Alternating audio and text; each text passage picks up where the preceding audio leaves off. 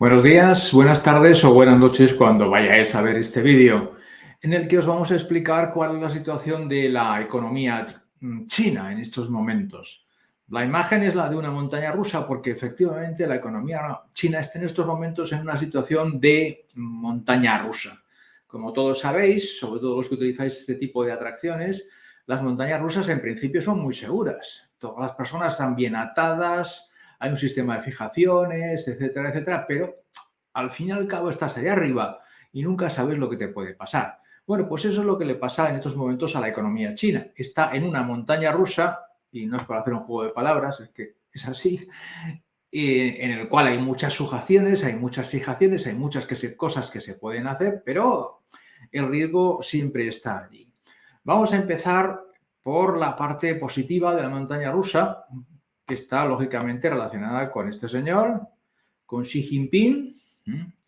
La política oficial del gobierno chino desde los últimos 3 años es considerar que la nueva normalidad es un crecimiento del PIB del 5% anual, más o menos.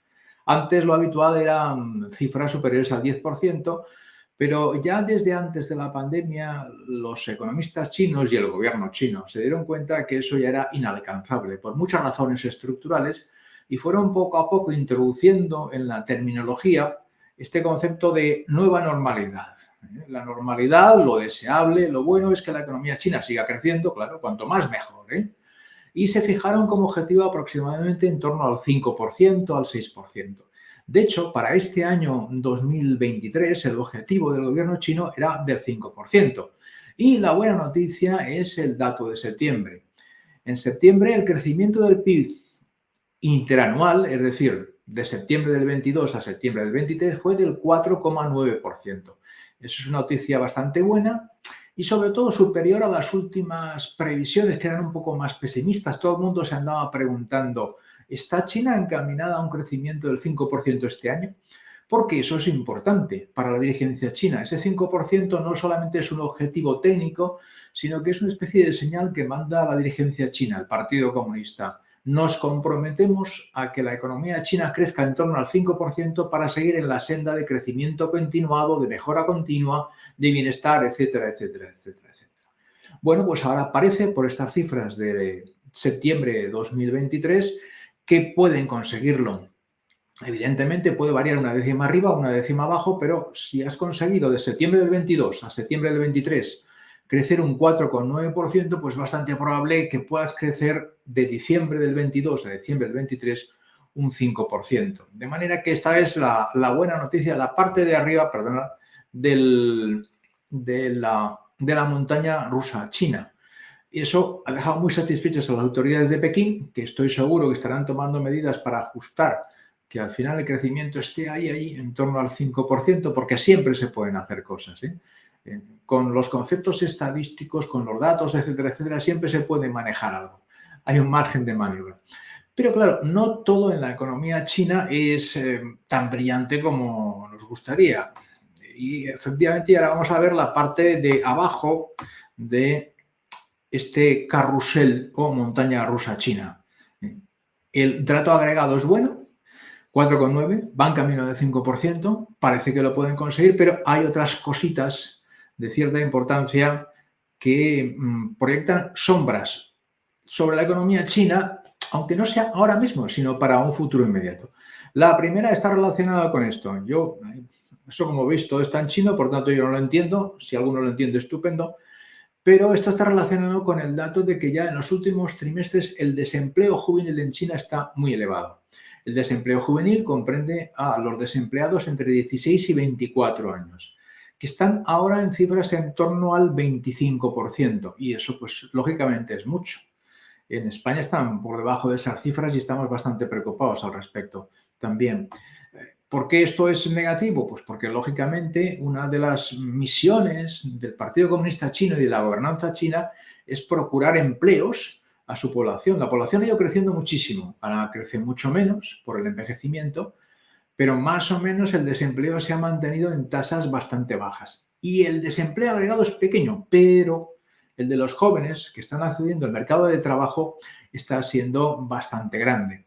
¿Por qué razón? ¿Por qué ocurre esto? lo que los analistas chinos muestran con claridad es que el nivel de estudios de la juventud china ha ido creciendo con el tiempo de primaria a secundaria, de secundaria a la universidad, y ahora buena parte de esos jóvenes chinos que llegan al mercado de trabajo se encuentran que no hay trabajos de su cualificación, de su nivel para el que han estudiado. Y eso genera desempleo, evidentemente, eso lo sabemos todos, pero sobre todo puede generar frustración en toda esa generación. Tener en cuenta que los jóvenes chinos se han acostumbrado más o menos a que salen del nivel educativo de que sea y encuentran algún trabajo. Algunos mejores, otros peores, evidentemente, como en todas partes, pero encuentran trabajo. Y esa es una parte del compromiso del gobierno chino. Ustedes terminan de estudiar, y los estudios en China son bastante exigentes en muchos casos, y van a encontrar un trabajo, se van a insertar en la sociedad. Bueno, eso es un primer fallo. Primer fallo a nivel social. A nivel económico no tiene un efecto enorme porque no son millones y millones de personas las que están en esa situación, pero ha dado una señal de alerta de lo que puede pasar. La otra señal de alerta que está por aquí es esta. Ya llevamos varios meses en los que, esto es el puerto de Shanghái, una parte de él, porque el puerto de Shanghái es enorme, y llevamos varias veces en los cuales las exportaciones de China al exterior se han reducido de forma constante, en torno a 4, 5, 7%, pero mes tras mes, mes tras mes, mes tras mes. Eso significa que hay una tendencia general en las exportaciones de China. ¿Con qué está relacionado esto? Pues no está tan claro. No está tan claro. Es evidente que las consecuencias de los bloqueos y de los confinamientos en China dañaron mucho no solamente a la producción china, sino a la confianza de sus compradores de que extranjeros, de que los productos chinos iban a estar siempre allí, siempre en plazo, etcétera, etcétera. Eso, aunque los confinamientos se han eliminado, ya no hay confinamientos, hace bastante tiempo. El flujo comercial se ha reanudado sin ningún tipo de problemas, pero posiblemente parte de los clientes que compraban productos chinos ya no tienen tanta confianza y están buscando suministradores alternativos. Luego, por otro lado, como sabéis, sobre todo Estados Unidos y en menor medida la Unión Europea y Japón, están intentando no depender tanto de China, no tener que comprar tantas cosas en China porque entonces sus economías, si la economía china va mal o hay bloqueos o hay problemas legales, las economías de los países europeos o estadounidenses se resienten. A eso se le llama desacoplamiento o reducción del riesgo, como queráis que se le diga. Pero aunque eso es un proceso lento, evidentemente, y no es inmediato, eso afecta a que algunos de las compañías que compran en China están buscando otros suministradores, pero por razones más bien estratégicas. No podemos depender tanto de lo que se produce en China. De hecho, hace un par de semanas Xi Jinping se quejó abiertamente en un foro de que las estrategias de Estados Unidos y Europa para desacoplarse de la economía china eran muy malas para el comercio mundial, muy malas para la estabilidad mundial y no lo dijo también para China. O sea que es otro factor que influye porque la exportación ha sido y sigue siendo uno de los grandes motores del crecimiento en China. Varios meses seguidos de reducción de las exportaciones no es un caso aislado, es una tendencia. Si eso sigue así, pues las exportaciones añadirán un poco menos a la producción china, al PIB chino. Tenemos detrás esa idea de queremos crecer al 5%. Bueno, para crecer al 5% las exportaciones se pueden reducir algo, pero no mucho. Y en lugar de exportaciones tiene que haber algo que sustituya las exportaciones en el Producto Interior Bruto de China. Bien, pero el problema fundamental está relacionado con otra cosa que tenemos aquí, que es el problema inmobiliario. En estos momentos aquí lo que tenéis es la sede de Evergrande Group, el grupo inmobiliario más grande de China y por tanto del mundo, totalmente, que ya hace varios meses que tiene problemas para, 1, devolver parte de los créditos, 2, pagar a quien le ha dejado los bonos, 3, entregar viviendas terminadas que se pagaron sobre plano, porque en China es muy habitual que los compradores paguen casi toda la vivienda, casi antes de empezar a construir sobre plano y luego la reciban. Pero claro, cuando una empresa funciona mal, y a Evergrande le ha pasado en algunos casos, no reciben esas viviendas con el consiguiente quebranto para las familias. Esto es un problema general, más general de lo que parece. Más o menos Evergrande se está manteniendo, pero es significativo que a finales de septiembre el fundador y presidente ejecutivo de Evergrande, Xu Jiajin, fue detenido, arrestado por la policía bajo el cargo de tráfico y actividades ilícitas, que es como decir, no sabemos muy bien qué está pasando, ¿eh? Pero está arrestado y está bajo investigación de la policía china, del sistema judicial chino. Detrás, ¿qué es lo que hay? Pues la constancia, ¿no? Las autoridades chinas lo saben mucho mejor que nosotros, de que Evergrande no va bien. No va a poder devolver determinados préstamos, no va a poder pagar a quien le prestó el dinero en bonos y quizá tampoco pueda terminar las promociones de viviendas cuyos propietarios ya pagaron por adelantado casi el total de esa cantidad. Y eso es bastante gordo en cualquier economía y también en la China, porque genera muchas dificultades. El otro participante de este problema es Country Garden. Aquí solamente nos limitamos a poneros la sede central de la compañía, que tiene una situación similar. Es decir, hay algunos, no ha podido pagar algunos préstamos que le hicieron, no puede pagar a los bonistas, a quien le ha prestado no dinero como tal, los bancos, sino que ha suscrito bonos y no se lo puede devolver, ni en intereses ni el capital, y parece ser que tampoco es capaz de terminar algunas promociones que están en marcha. Este no es un problema aislado, esto es un problema que se da en más grandes empresas, pero claro, estas son las más significativas. Evergrande no solamente es la mayor inmobiliaria de China, es la mayor inmobiliaria del mundo por el tamaño de China. Y puede que Country Garden sea la segunda o la tercera. Por tanto, el tamaño del daño que pueden hacer es muy grande. ¿Qué efectos tiene esto sobre varios niveles? Por un lado, tiene efectos en la confianza de los inversores. Si estas compañías no consiguen devolver los préstamos, ni ellos ni posiblemente otras compañías inmobiliarias van a recibir préstamos ahora como lo recibían antes. Habrá más desconfianza de los bancos en prestarles, sobre todo de los bancos internacionales, pero también de los bancos chinos, ¿eh? Porque si no devuelven los intereses, no devuelven el capital, no pagan los bonos, no hay confianza, no se les presta más. Y eso ralentiza la actividad económica todavía más que el hecho de que las compañías tengan problemas. Eso por un lado. En segundo lugar, algunos bancos, como pasa en Estados Unidos, en Alemania, en España, etcétera, etcétera, han prestado mucho dinero a las inmobiliarias. Entonces corren el riesgo de que si no se lo devuelven, ellos mismos, los bancos, puedan caer. Pueden ir a una bancarrota en la cual no puedan pagar los depósitos. ¿Qué pasaría en este caso? Si son uno, dos o tres, no hay problema porque el Banco Popular de China acudiría al rescate seguro y aseguraría esos depósitos, aunque lógicamente cogería las autoridades y, teniendo en cuenta los procedimientos chinos, lo del arresto se quedaría un poco, ¿eh? Lo que pasaría con estos bancos. Pero si son muchos, ya es muy difícil de manejar incluso por el Banco Popular de China, que tiene muchos activos y muchas herramientas para actuar. Por ahora no parece que vaya a pasar y estoy seguro que el Banco de China actuará a toda velocidad, con los 2 o 3 bancos que puedan tener ese tipo de problemas. Pero a medio plazo, la solvencia de algunos bancos, sobre todo locales o regionales, se puede ver afectadas. Claro, si esos bancos no funcionan bien, no pueden prestar, no pueden coger depósitos, porque no funcionan, nadie tiene confianza en ellos. El tercer efecto que tiene esto es que en China, por una serie de razones, las familias que tienen recursos, que tienen ahorro suficiente, invierten sobre todo en inmuebles, ¿eh? Sobre todo, fundamentalmente.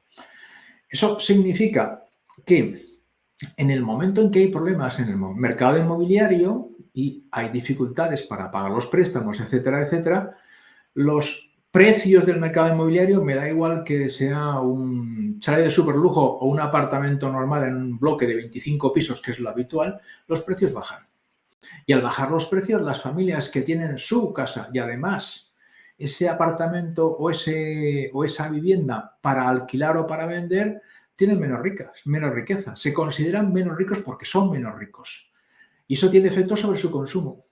En China, como en todas partes, el consumo depende parcialmente de la riqueza. Aquellos que tienen cosas, activos, sobre todo pisos, sobre todo apartamentos, consumen en relación a la riqueza que tienen. Si el valor de lo que tienen disminuye, consumen menos y eso afecta al consumo final. Y esto no estamos hablando, como antes, de unos cuantos bancos, sino de decenas o cientos de millones de chinos. O sea que ya el tamaño es muy grande y ahí el sector público pocas cosas puede hacer directamente. Son los consumidores los que deciden, mire, yo ahora soy menos rico, consumo menos bienes y servicios. Y eso también reduce el PIB, ¿eh? Lo va erosionando. Por tanto, hay que tener en cuenta además que según los datos aproximadamente el sector inmobiliario más los sectores que lo suministran y que están alrededor de él suponen como una cuarta parte del PIB. Si el sector inmobiliario sufre una merma considerable, pues igual pierdes un par de puntos de PIB. Así, parece poco, pero es muchísimo. 2 puntos de PIB es pues, más o menos la mitad del crecimiento o una cuarta parte del crecimiento chino en estos momentos. Por tanto, por un lado tenemos que en la economía china parece que el dato está bien. El último dato de septiembre indica que ha crecido un 4,9%. Es muy probable que lleguen al 5% y más a final de año. Hasta ahí, perfecto. Pero, por un lado, tienes que el comercio exterior, las ventas al exterior se están reduciendo. Eso reducirá PIB y, por tanto, incremento del PIB. Por otro lado, que el sector inmobiliario tiene problemas, producen menos, porque cuando hay este tipo de problemas el sector en cuestión produce menos, con lo cual aporta menos al PIB, y además los que tienen activos, pisos, apartamentos, etcétera, etcétera, algunos de ellos consumen menos aportación al PIB. Si todo eso lo pones junto, salvo que haya una actuación muy contundente del gobierno chino y del Banco Popular de China, hay que pensar que en China el Banco Popular no es independiente. Por tanto, el gobierno le dice al Banco Popular lo que tiene que hacer. Van a la par, van juntos. Salvo que haya una actividad muy contundente y muy exitosa de ambos, es probable que a lo largo, no ahora, pero a lo largo de 2024 veamos que el crecimiento chino se ralentiza. De manera que, en fin, que pensemos que no, pero vamos, el carrusel chino, la montaña rusa, pues se puede quedar un poco colgada. No es el caso de estos señores que, por lo que nosotros sabemos, llegaron a tierra perfectamente, no hay ningún problema. Pero la economía china se puede encontrar con que ya no va tan deprisa, ya no crece tanto, ya estamos en torno al 5%, y eso tiene dos consecuencias. La primera, para el bienestar de los chinos, si la economía china crece menos, ellos pues están peor. Y la segunda, que genera una cierta inestabilidad entre la dirigencia china, entre el Partido Comunista, porque su compromiso es ese. Y si no cumplen ese compromiso, habrá fuerzas dentro del mismo partido, que empezarán a cuestionar la figura de Xi Jinping y todo el círculo que le rodea, el politburó del Partido Comunista chino. Y no olvidemos tampoco que si a China le va mal, y en estos momentos es la segunda economía del mundo, a muchas otras economías les va a ir mal. Sencillamente. Por ejemplo, ¿en qué estamos pensando? En todos los países que rodean a China, más pequeños, Camboya, Laos, Vietnam, Filipinas, etcétera, etcétera, parte de los cuales le venden cosas a China. Pues si la economía china va más despacio, la de estos países se resentirá también. Y luego, la de otros países como Alemania, sobre todo, o Francia, en Europa y en Estados Unidos, en el que buena parte de las empresas tienen un mercado enorme en China. Muchas empresas han dicho, no os queremos ir de China para nada, no por nada, sino porque es nuestro principal mercado, es a quien le vendemos más. Y si le vendemos más, ¿por qué nos vamos a ir? Bueno, pues ahora puede ocurrir que vendan menos. Y eso tiene ese efecto sobre las compañías y sobre las rentas que vienen a Europa o a Estados Unidos. Por tanto, la economía china no está mal, un 5% está muy bien, por ahora. Pero puede estar peor en los próximos meses, lo cual significa que habrá, digamos, más intranquilidad en China. El gobierno chino se tendrá que centrar mucho más en los asuntos económicos. Ya veremos si es capaz de manejarlo suficientemente bien. Y habrá efectos para el resto de las economías, claramente, porque la economía china es muy grande. Por tanto, esta montaña rusa de la economía china, pues por ahora, como os decía, están todos bien sujetos, tienen las fijaciones bien puestas, no parece que nadie se vaya a caer, afortunadamente. Pero no sabemos si siguen en el carrusel en los próximos meses qué es lo que puede pasar. De todas maneras, nosotros estaremos al tanto, evidentemente nos llevaremos una cámara allí al parque de atracciones y lo que veamos que está pasando os lo contaremos. Gracias y buenos días, buenas tardes o buenas noches cuando estéis viendo este vídeo. Y si os ha gustado, pues activar las notificaciones, suscribiros al canal y los likes. Gracias y hasta luego.